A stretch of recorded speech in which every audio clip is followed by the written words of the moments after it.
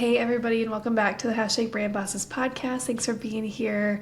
We're so excited to kick off season 5 this month. So today on the podcast we have Lexi Larson. Lexi is a 28-year-old business owner and content creator based in Denver, Colorado. After beginning her journey as a vlogger in 2022, Lexi took a bold step in 2024 by leaving her job to pursue her entrepreneurial dreams. She founded Cherries, a loungewear brand that reflects her passion for comfort and style. Through her content, Lexi shares her entrepreneurial journey with her over 200,000 Instagram followers, offering an authentic behind-the-scenes look at building a business, from financial management and inventory planning to navigating the emotional challenges of entrepreneurship, such as imposter syndrome. Lexi provides valuable insights into the highs and lows of forging her own path. Welcome to the show, Lexi. Thank you for having me. Yeah, thanks for being here. So I love your bio because you kind of talk about obviously the highs and lows of entrepreneurship. Mm-hmm. I think anybody can relate to that that's an entrepreneur. And so talk to me a little bit about, I guess, this point in 2022. You decided to pick up vlogging, is that right? Tell me a little bit about that. Yeah, so I've always wanted to be posting on social media. You know, I was that kid when I was 12 watching the OG beauty YouTubers, wishing oh, I could do that. But I was just told myself oh, I couldn't do that. You know, I was this little insecure kid who didn't really think she could do stuff like that. And then, you know, when people say oh, when you're around 25, your prefrontal cortex finishes developing. I think that is really what happened to me, because around the time I was 26, I kind of realized why am I it honestly got to the point where I was so annoyed with myself for holding myself back from something that I loved so much and I knew I wanted to do so badly, but I was just, you know, embarrassed of what people would think. And then around the time when I was 25 or 26, I was that's stupid. I don't want to be 80 years old one day looking back being oh, I wish I had done that, you know? So that's when it was a little bit after the pandemic. I was working remotely 5 days a week. So I was just home alone all day, every day pretty much. And my job was very analytics based. And so I consider myself a very creative person. And so I felt I needed a creative outlet. And so I also think it helped that I was remote, that I wasn't seeing a lot of people in person. So I was who cares? I'll just embarrass myself and post online. I don't have to see people in person. It's fine. So it was kind of started as my creative outlet. I always knew the power that social media had, just because I've been such an avid consumer for so long. And I knew that I at some point wanted to be self-employed if I was able to do that, just because corporate America is not for me. I don't like having a boss. I don't know. It just never really clicked for me. I never really found a job that I loved. And so, yeah, I started posting on social media. It was on TikTok where everything first kind of took off. And I was just posting vlogs of working from home.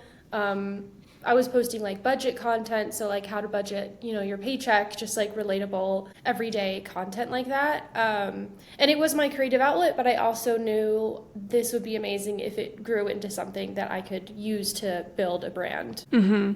And so you kind of went into it and you're you know, I just obviously capturing my everyday, helping people, but I also see a path with this, which I think is really cool. Yeah. And so with that in mind, did you know that you wanted to start a clothing brand eventually one day, or did that just kind of come? Yeah, so that came a little later. I knew that I wanted to have my own brand or company or business or something. I've always been very self-motivated to create something for myself. I've never been very passionate about helping somebody else grow their business. That's just never really been something that has been interesting to me. I've had coworkers who were you know, love the mission of the company that we work for, and they, you know, will do anything for it. And I'm just I really just don't feel that motivation unless it's something that I created and it's my baby from scratch.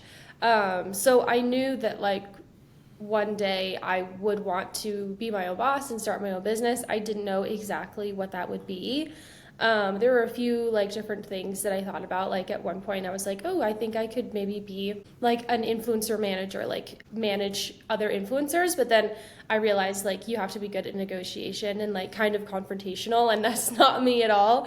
So I kind of gave that one up. But then the idea for Cherries kind of came around when it was like between 20, later after the pandemic, I feel like a lot of brands really started getting into loungewear because everyone was just at home all day. But I was honestly bored with the selection of loungewears. Like, I was working from home, so all I wore was loungewear. Still to this day, pretty much all I wear is loungewear. But I wasn't able to find the pieces I wanted. It would be like, oh, a black sweat set or a gray sweat set or maybe a blue sweat set. I was like, why aren't people having fun with different silhouettes, different colors, different patterns, just having more fun with loungewear so you can put on your outfit. And it's comfy, but it's also got like a cute pattern or it's a cute color and it's got something that makes you feel put together. And excited to work for the day or something. But I just always would find myself putting on like a gray sweat set, and then I just kind of felt kind of frumpy. I wasn't like excited about what I was putting on, and so that's kind of where the idea came from. I was like, why aren't companies like having more fun with loungewear? That's so cool. And I'm just looking at your website right now, and I feel like the name Sunday Cherries is just so like vibrant, and I feel like the website directly reflects that, which is super fun. Yeah. And so I'm looking at it right now, and you have like a select number of I guess different kind of loungewear, like you said. And so that transition to me is really interesting. So like one day you're kind of like, okay, I'm ready to start this brand. Was there kind of a point, or did something happen that really like triggered it per se? Like you talked a little bit about COVID, but like really I'm sure that you've been saturated on this for a little bit. Like when did you actually act on it? Yeah, so for me, I'm a very like motivated person, but it has to be something that I care about. Like, so I was at my full-time job, and I was also, building up my social media, and then I started doing brand deals and stuff like that. And basically, what I did was anything I made from social media would just go straight into a savings account. And so I was basically working two full-time jobs for a couple of years and just putting away every single penny I made from social media, knowing that that would be my nest egg for, if I quit my job or if I needed money to start a brand or something like that. And so I was putting money away for a little bit, and then it kind of got to the point where I was making enough income that I was like, oh, I could, pay my bills month to month with brand deals. And so that's the point where I was like, okay, I don't 100% need my full-time job anymore. And that was where I thought like, okay, I can leave this job and put my time into starting a brand instead. But then on top of that, like I said, I'm not someone who can be motivated about something if I don't care. And I was just so passionate about social media and starting my own brand and, coming up with the idea for Sunday Cherries. I was just so focused on other things, and I couldn't really make myself focus on work because I had all these other things going on. And so that's kind of the point where I was like, okay, I can be okay without this full-time job. So let's get rid of that and then put everything into starting my own thing instead. Yeah, I always call it kind of like calculated risk, because I kind of did the same thing when I started. It was like, I started this digital marketing agency, but, I did just like one day be like, okay, it's time. I kind of built up that confidence by, similar to you, like storing away money, being very mindful of like, what does this actually look like when I take it full time, and being realistic. And I think, we talk a lot about like why entrepreneurs fail. And I think a lot of that has to do with like the financial confidence. But when you're being proactive about it, when you're, like I said, taking calculated risks, it's a different story. Yeah, I'm definitely very like safe with my money. I am not someone who would be fine just like quitting my job with no backup plan and no idea how I'm going to make money. That would really stress me out. And so I knew that I needed to have something that could pay the bills. And so, yeah, it definitely was my plan all along to like build up something that could pay my bills so that I could quit to be able to start this brand, because I knew that there was no way that I could, continue posting on social media full time, doing brand deals, doing my full-time job and starting a brand. I was already stretched to the limit. And so I kind of got to the point where I was like, okay, I can replace the full-time job with building a brand instead. Yeah, and I think it's really impressive to me knowing that you started Sunday Cherries only a little bit ago, and you already have like over 26,000 followers. Like, that's pretty awesome.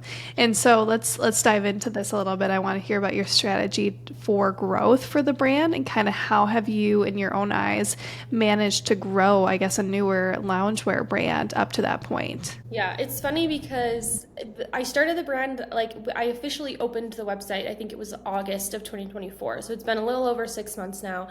And it's funny because you have a vision in your head, and just like specifically with like physical products, manufacturing the process just takes so long and it's so expensive that things are really drawn out. And I feel it's funny because the Sunday cherries that people see now, I feel like is not at all the vision that I have in my head. And I'm like, I'm working on products that are coming out later in the year that I'm really excited about. And it's funny because whenever people look at the website, I'm like, I'm working on so many things that will be coming later. It takes a while because, I need to make sure it's perfect and going back and forth with samples. So yeah, it's funny, but it's definitely still a little baby. I haven't come out with that many products. The only custom products I've released is like the hoodies that are on the website now. But I am working on a lot of really cute like matching loungewear sets that will be releasing like throughout this next year. And I'm really excited for everybody to see because I think they're really cute. Yeah, that's super fun. And I like a lot how you are so engrossed into the brand. Like you are the model, you're doing like the day to day, like you're showing kind of all of the aspects. Would you say because you've been so like open and vulnerable with, I guess, probably the whole process in the past 6 months, is that kind of what you would attribute to maybe some of the growth on social? Yeah, I think a lot of like quote influencer brands get a bad reputation because they seem kind of hands off. Like, you don't really see the behind the scenes. They just say like, hey, here's this product, buy it, and you don't really see much about it. Like when I was first starting, a lot of people were like, why don't you use a warehouse? Like, why are you packing your own orders? That's so much work. You could use a 3PL or whatever, and they can handle all of that for you. And that would definitely be way easier. And I definitely thought about that for a while. And I've also got comments like, why don't you drop ship? Like, why are you buying inventory up front? And like, that's so much more risk, buying inventory up front and then reselling it rather than just shipping and ordering product as you sell it. And like that all would be a lot less risk and a lot less stressful for me. But I just really wanted to be super engrossed in the business and be able to show people the behind the scenes and show people that this isn't just like some merch brand or some like, me slapping my name on something. This is me really doing literally everything by myself. And I'm also like kind of a perfectionist, I guess. I need to make sure everything is perfect, and so I like being able to see the product physically and put it into the poly mailers and know exactly what's going out to customers. And also just like strategically, like with content, it makes it so much easier to like come to the warehouse with me instead of just like I didn't want to be. I got a lot of kind of not backlash, but when I quit my job, I kind of was known. The videos I was making was like, corporate America, working from home, like I'm a regular 9 to 5 girl. And so when I quit my job to start the brand, there was a lot of people that were like, oh, you're not relatable anymore. And I didn't want to be just another influencer making videos in her apartment. Like I wanted to have something to show. And so that's part of the reason why I really like having the warehouse, because I can literally show people exactly what I'm doing every day, exactly the inventory that's coming in, how I'm packaging it up, what I'm doing. So it's just it's a lot more hands-on. But yeah, I think that definitely helped with the, initial growth of the company, because I wasn't just slapping my name on something and being like, hey guys, here's this product, go buy it. I was like, people can see the warehouse, they can see me working on the design, so they can know where it's coming from. And it wasn't me just like putting my name on something. Yeah, no, I think that's a good point. And I mean, I think a lot of people underestimate the power of like visually showing your day to day and visually showing the journey. And I mean, I don't think it's crazy at all that, a big reason maybe why you have the warehouse is to show. I mean, I think that's actually very smart and strategic, like you're saying, because people want to see the behind the scenes of like what they're purchasing. And also when you think about building a community, yeah, it's one thing to drop ship, but like, how do you build community off of that? You know what I mean? Like, because you're not, what do you show? That's where it gets a little bit more challenging. And so you kind of open that door for yourself, which I think is really smart. I always had the mindset of like, I want this to be a brand that can grow. I don't want people to just think it's like, influencer merch or something. And so that's kind of where all those decisions came from. Yeah, no, I think that makes a lot of sense. And I'm also looking at your Sunday's Cherries page, and some of the top performing videos are the day in the lives with you and kind of showing like little clips. And so this kind of vlogging mentality you've taken both to your personal account and to the Sunday Cherries, is that, would you say, how you really grew your personal account too? Is like just the day-to-day kind of what you're saying? Yeah, I've always been very transparent online. I feel like a big reason why it took me so long to start posting on social media was just because it's getting better now, but I think a few years ago it was very like curated feeds, like you only post when you look perfect, you have your makeup, your hair done, a cute outfit. And I just found myself thinking like, oh, I can't film anything today because I didn't do my makeup or my hair is greasy or something. And then it kind of got to the point where I was like, I'm literally never going to post anything if I wait until I'm looking perfect and feeling perfect, because that's just not my reality. Like those two things don't ever happen at once. And so that's when I kind of let go of that like perfectionist attitude. And I was like, I'm just going to show my day and my life exactly how it is. And if it resonates with people, that's great. Like, let's just see how it goes. And those are, the videos that a lot of the times do well. Like I've done vlogs that are just all day me in bed, and I'm just like, I have really bad anxiety today, like I'm not feeling great, so I'm gonna vlog from bed all day. Or videos where I haven't done my makeup or my hair isn't great, and that's just like how life is sometimes. And so yeah, I've always taken a very like transparent approach, and I definitely brought that into like the business page, honestly, because that's what I know how to do. But yeah, I like showing like, and I like, I use a lot of humor. That's like my personality as well. And so that's kind of just what I know how to do. And so I brought that into the brand as well. Yeah, no, I love that. And I'm curious though, I know a lot of people, including some of my clients, some of my friends who like would love to share more of their day to day. And like, to me, they live really interesting lives, whatever. Like, I think it would be awesome for them to pursue this. What would you say to someone who maybe is a little bit camera shy or is a little bit just nervous to show up in that way?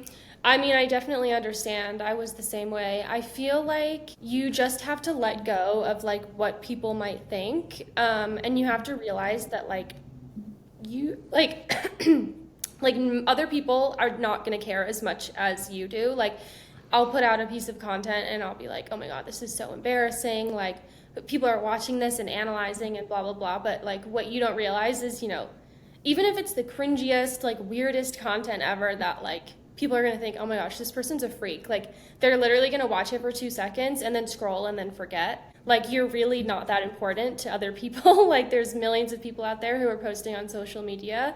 Like even when I first started posting, I was so embarrassed of like, oh, my friends and my family seeing and what they would say and what they would think. And like even, them, it's like, they're your real friends. They're not gonna bully you or like be weird about it. Like my friends were just like, oh, that's cool. Like, okay, next subject. It's not that big of a deal. And I feel like people make it a big deal.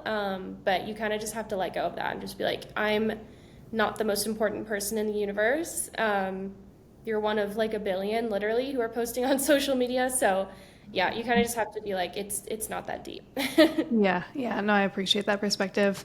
I think that's really smart. And I also, like I said, I like how you show both the highs and the lows. And like even in your bio, you mentioned like you've dealt with the imposter syndrome, you've dealt with the anxieties that I'm sure most of us would in your position, and yet you didn't stray away from like showing that. And I think that honestly is a really beautiful vulnerability that most people can't show. And that looks different to everyone, right? Yeah. But I think that's really cool that you're doing that. Yeah, I mean, I've always been pretty open about like mental health. I've always had anxiety like literally since the day I was born.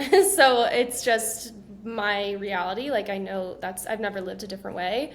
And honestly, it goes back to like, I'm having anxiety today, so I'm not going to post anything. And then I realized, like I have anxiety most days and I'm never going to post anything if I am only waiting until my mental health is perfect to post online. So it kind of came out of necessity, like, cause I was like, this is the only way I'm going to be able to post.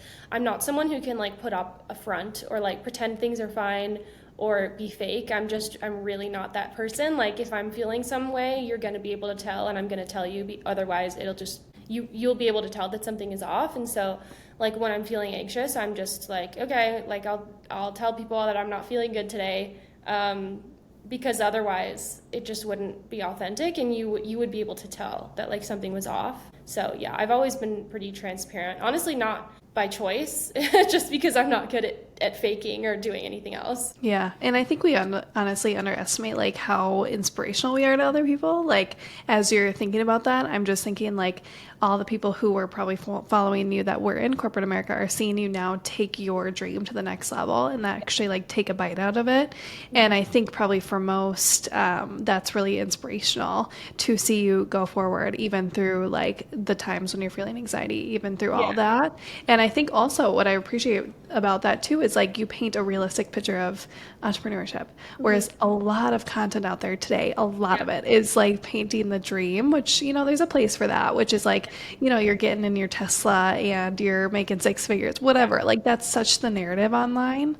But, you know, sometimes it's really nice to just show like the grit and the grind. And that's even something I've been convicted by lately. Like, how do I show not only the highs of like traveling to see clients, whatever, like, but actually like, oh no, I've actually been stuck at the airport for the past 6 hours and it sucked. And like, bringing people into the journey. Yeah, I definitely think that like I wish that when I had started, there had been content like that, because like you said, a lot of it is like glamorizing and you know, my life is perfect, whatever. And so I felt very lost, like starting my brand from the very beginning, because I was like, I don't really know what that looks like. Like nobody is really sharing the behind the scenes of like, I'm doing this, but I'm really unsure of what I'm doing. Like everyone always seems so like such conviction in what they're doing. And I'm like, how did you get that confident in this? Like, because when you're starting a business, like it's really a shot in the dark. Like even if you're super confident in you know the products you want to make or the services you want to provide, whatever, like it really, you're just shooting into the dark and hoping something sticks. And so I didn't really see any content out there of people at the beginning of their journey like unsure of what they're doing. And you know, a lot of entrepreneurship is just making decisions that you don't really have a right answer to, and you just have to make a decision and go with it. And I feel like I had to figure that out on my own, because a lot of, you know, people really weren't sharing that side of it. And so I wanted to be that person for, you know, I want to encourage other women, like you can be a business owner even if you struggle with anxiety or something like that. Like you don't have to be this super confident, extroverted person to be able to start a business. I wanted to show that, you know, anyone can start a business if you have a good idea and you're motivated. That's so good. That's so good. And I'm curious what you would say to this idea. Like, do you think you could have started Sunday Cherries aside from having your platform? Like, do you think Sunday Cherries would be where it is if you didn't have your personal page that had over, you know, the 200K followers? It definitely would not be where it is. Like that's definitely a huge part of it. That's kind of like my strategy for this year is I want to bring people in who find the brand and don't find the brand like through me. So I definitely do want to kind of strategically separate the two. I mean, I'll always probably be like the face of the brand at some level. And I love that, and I don't have any problems with that. But that is something I'm working on this year, is trying to separate them a little bit more so that people can see the brand as the brand and not as like my thing specifically. But me having a platform absolutely like gave it the momentum at the beginning. I have no idea how it would have gone without it, but like that's kind of what gave me the confidence to start the brand. Was like as I was growing this platform, I knew that I wanted to use it to launch something. Like I never had the aspiration of like I want to be a full-time influencer. That's just something for me I didn't see as like sustainable. Like I'm not going to be doing brand deals 20 years from now and that still is paying my bills. I always knew that I wanted to, I feel like I always knew the power that social media had, because I've been such an avid consumer for so many years, and I saw all these people, you know, taking off and making millions of dollars and starting these huge brands. And I've consumed so much of that content that I knew the power that social media had. And so when I was building my brand, or my online, you know, social media presence, I guess, I always knew that it was, you know, I was growing my pool of consumers or customers, or, you know, growing my marketing. And before I even knew what kind of brand I was going to launch, I knew that growing a personal platform would be really helpful with launching something. Yeah. Yeah, and I think that intentionality is huge. Like you didn't just, I guess, start your brand on a whim. Like there was just a lot of intentionality and steps that you took. And honestly, if going back to, I'm thinking as you're talking, even when I started like Brand Bosses, I would have loved to have like my brand page be an example of like the work that we've done or like the strategy, the creativity that then you can take into like a digital marketing agency or a marketing agency. And so I think this can be translated into so many different industries and occupations for people. And I think honestly, that's a great piece of advice. Like start with your own brand, really lean into it, define what that is. Because once you get clear on that, it'll be so much more clear to the route that you have to take for starting another brand because you've already done it. You've already defined. Right. Yeah. Yeah. And I feel like with, like I was talking about earlier, I wasn't seeing anybody post about like how did you know you were ready to start your brand? Like I Yeah. really, I was only seeing people with these multi-million dollar brands, not really seeing anybody talk about the struggles starting. So I didn't have that confidence to just go into it with nothing. I feel like me growing my social media platform gave me that confidence of like, okay, I can grow an online community. I know how to do this. So that is kind of like what gave me the confidence to go Yeah. for it, because I wasn't seeing anybody else talk about like, how did you know you were ready to do this? So that's kind of for me what gave me the confidence was just telling myself, okay, I grew a community, I can do it again. Like this is what it takes. I know I can do it. Yeah, no, I think that's a great point. And when you post, are you pretty strategic about like the timing, the length of the reels, like how, or would you say you're way more lax, like you just kind of fire it off and see what happens? So, I mean, with my content, I definitely am strategic, but not with like the type of content I do. I feel like I always look at my analytics. Typically, like in the afternoon is when most people are online. So that's usually if I do a video in the morning, like I'll just save it and then post it in the afternoon. So it's a little strategic with stuff like that. I try not to go more than a couple days without posting. I have all these, like, usually my videos and vlogs are around a minute long or less. I don't like to make videos that are super long. So strategic in that way, but in terms of like the content, it's very much what I'm feeling that day. I try to kind of plan it out. Like I'll be like, okay, I'll do a vlog this day, like depending on, what I'm doing for the day. Oh, this is an interesting day. I'll vlog this day. But also it really like depends on my mood. Like sometimes I'll just wake up and I'm like, I don't want to do that. And so I do like, try to post every day, but I'm not super hard on myself about like what that post is. Also just because like social media started as a hobby, I don't want to get burnt out. I don't want to start hating it. And so, yeah, I try to be strategic about like how many times a week I'm posting and stuff. But in terms of the content, I don't want to start hating making content. And so I try to be, more relaxed with myself. And it's like, okay, it's fine if you didn't get the exact video that you wanted to get today. Yeah, and I think it's about finding like your flow zones, you know what I mean? Like I had a coach at one point who like batched all of her content for the week on Sundays. Or like some people like me, we just do it every day in the morning because that's like my flow zone, you know what I mean? So I think it's actually being attentive to that and taking it enough, like serious enough where like you actually give yourself the privilege of knowing when you create the best, because that's truly what it is. It's a form of art.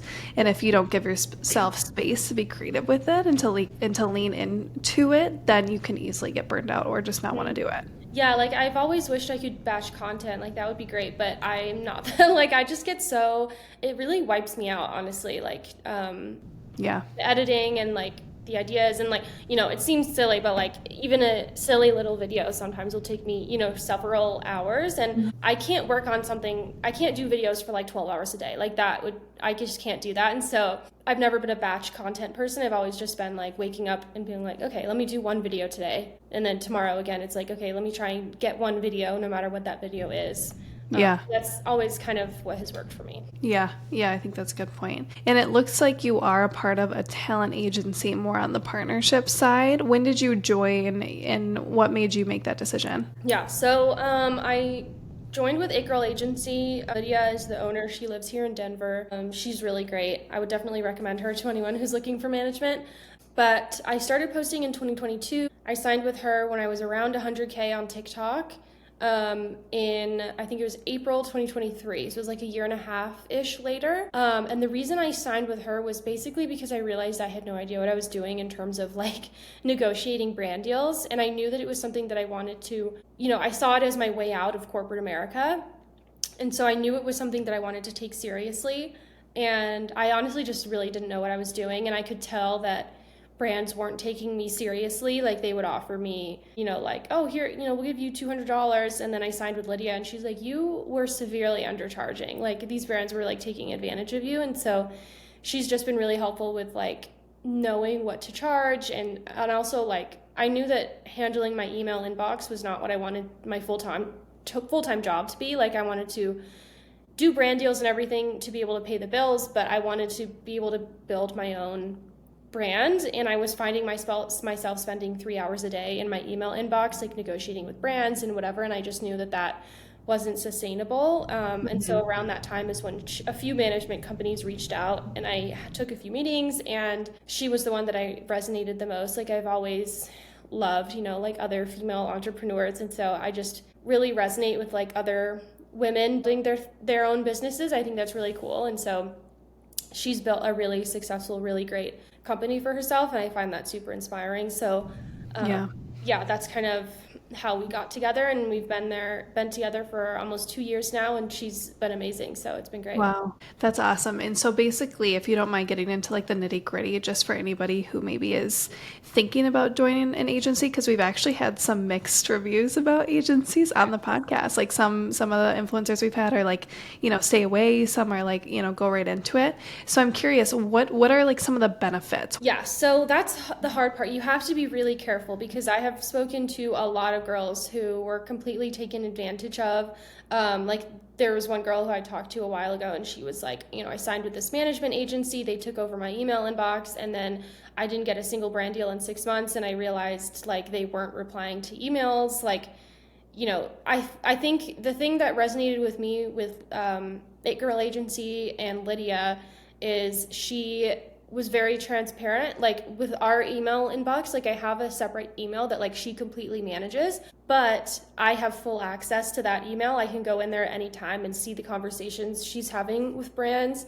And so I think that's a big thing, is a question to ask is like, how involved do you want to be and how much transparency do you want? Because a lot of agencies will just sign you and then doesn't really care about pushing your brand forward. But Lydia, she was always like, okay, like where do you see yourself going? Like what do you want to build? And then she's always like that strategic partner with me, helping me figure out where to go for different things. So yeah, I feel like the biggest thing you have to look out for is making sure that they understand what you want to do and the goals you're trying to achieve. And then also just the transparency with like, I think it's a red flag if agencies don't give you access to the email. Yeah, that sounds like that's a huge part of it.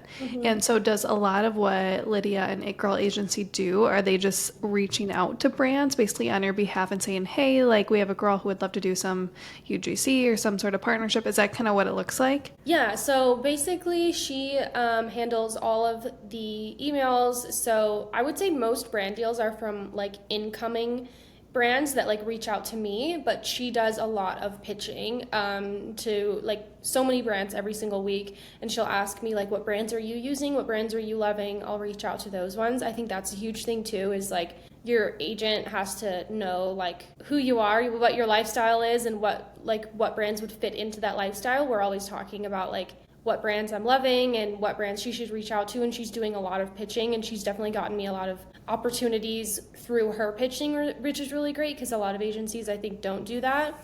So that's something to look out for as well, I guess. But yeah, overall she handles all brand, brand negotiations, like any emails that come into my inbox, and then she's also pitching out.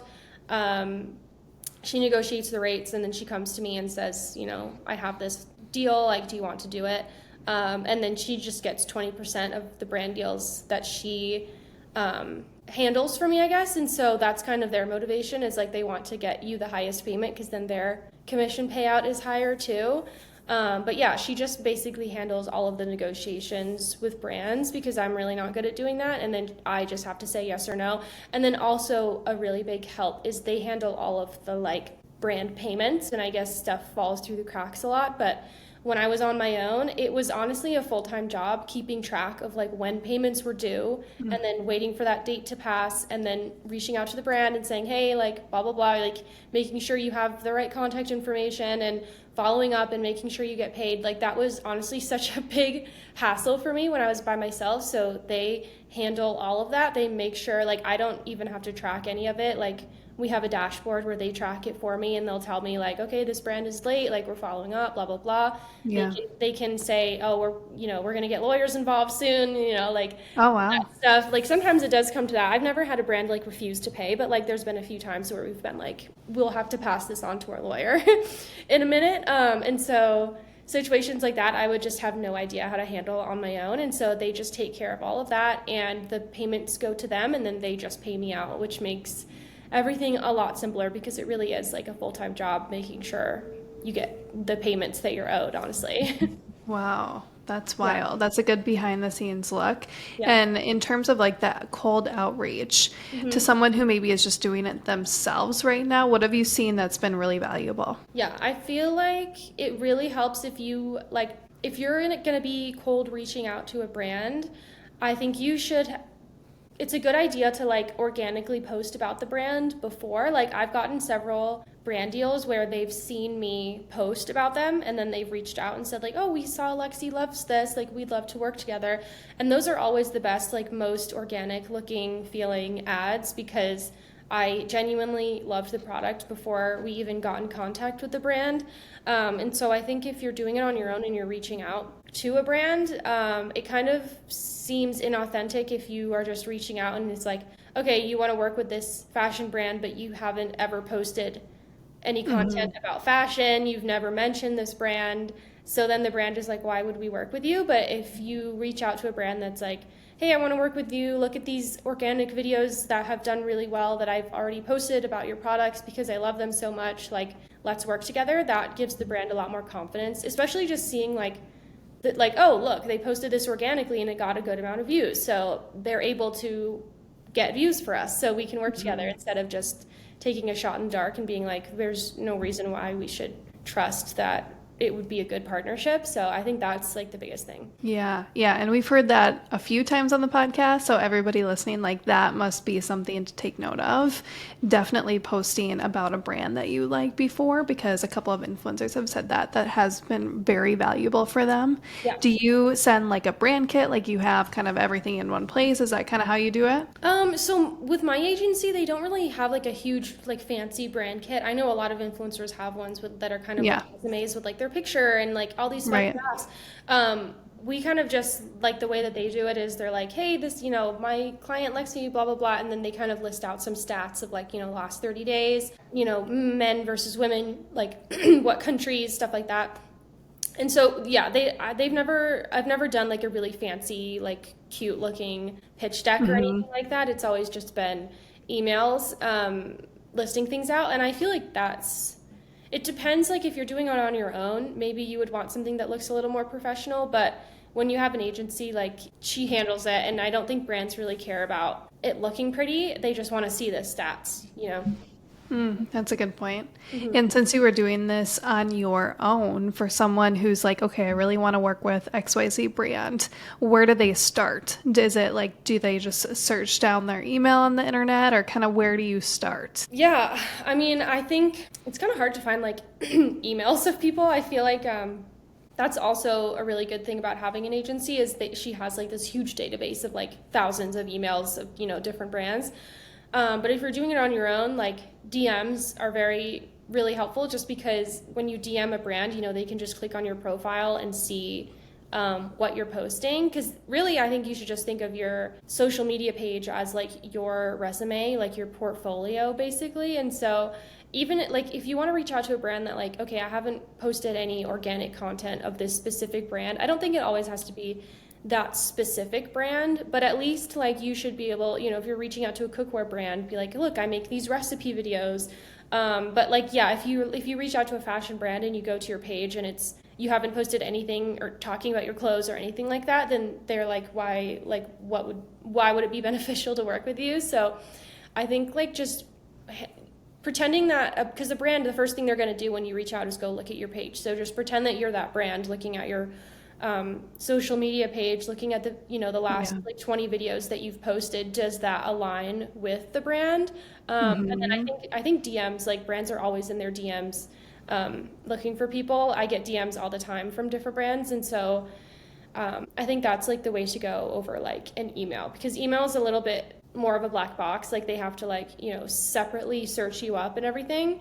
But I think DMs on like Instagram, mostly Instagram, maybe TikTok, but I'd say mostly Instagram, because then they can just go straight to your page and see really quickly like, oh, is this a good fit? Yeah. So then does your talent agency have access to your DMs? No. So with the brand stuff, I will just like flag anything to them, or like like basically if a brand, most brands, like I have my email in my bio, so if they want to work together, like they will just email me. But if I get DMs from a brand and it's one that I'm interested in, I'll DM them back and be like, this sounds great, like can you email this email?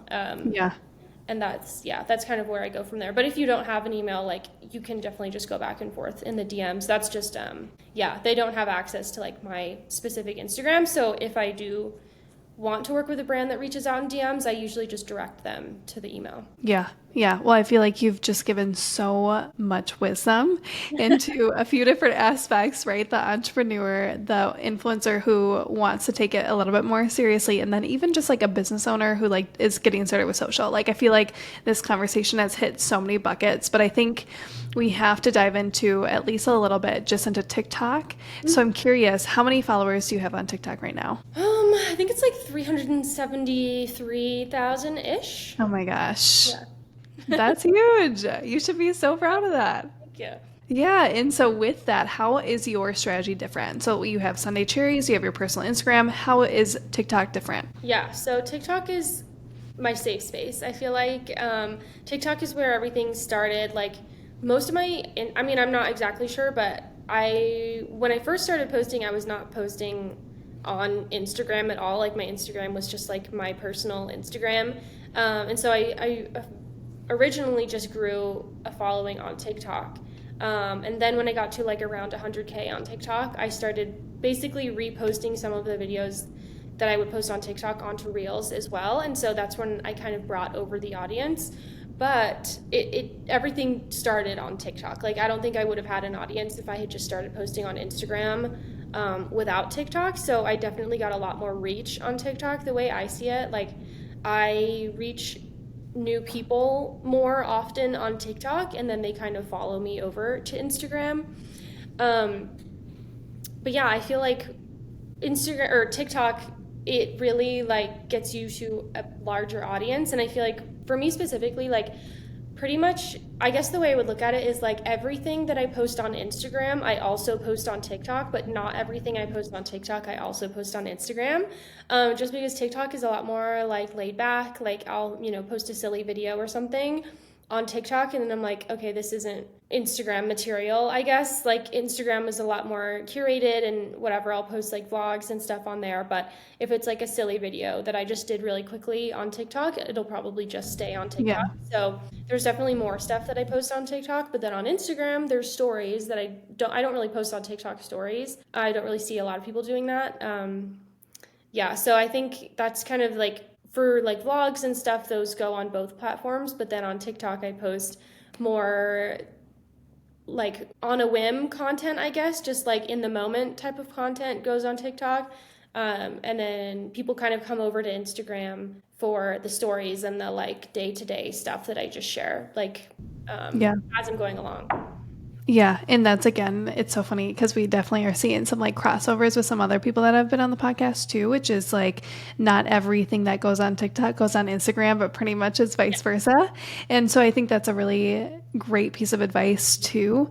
And I know TikTok is definitely more of like your intimate day to day, like maybe Instagram, you're doing like high level, Yeah. but TikTok, there's just so much runway to really be silly, to just like really show your own personality. Whereas I think hindsight 2020, like actually Instagram is a little bit more, I guess, polished, but it doesn't always need to be anything crazy. I know. Yeah, it's because it's like on TikTok, the For You page, like people are just scrolling mindlessly. But then I feel like on Instagram, when you post a reel, it goes on your main feed. And I think that's more intimidating to people because you know that like people you follow are going to see that stuff on your main feed. But then when you're on your For You page, it's less likely, I guess. So it just feels like safer. You're not like Yeah. directly putting this content in front of people you know. 100%. Yeah. Well, Lexi, it has been such a pleasure to have you on the Brand Bosses podcast. Thanks for being here. And where can people find you and Sunday Cherries? Yes. So my username on every platform is it's Lexi Larson, LexiLarson. And then Sunday Cherries, like if you go to my pages, I have it linked. But basically, it's just Sunday.cherries on Instagram. And then I think it's just regular Sunday Cherries on TikTok. But I would say TikTok and Instagram are my main platforms. I also have a YouTube channel. I'm trying to get more into posting that. So that would just be my name, Lexi Larson, as well. Love it. And you mentioned that you're going to be dropping some new um, Yeah. some new loungewear, sorry, with Sunday Cherries here. When can people expect that? Yeah, so definitely once we get into like, I'll have some drops in April. The set that I'm really excited about will be coming out in May and then another one in July. So over the next few months, there's going to be a lot coming out that I'm really excited about. Yeah, and we're recording this truthfully in March, but we're going to be dropping it in May. Yeah. So by then we'll have a couple new Okay, additions. perfect timing then. Yeah. Yeah. All right, everybody go give Lexi a follow and Sunny Cherries. Thanks for being here, Lexi. Thank you for having me.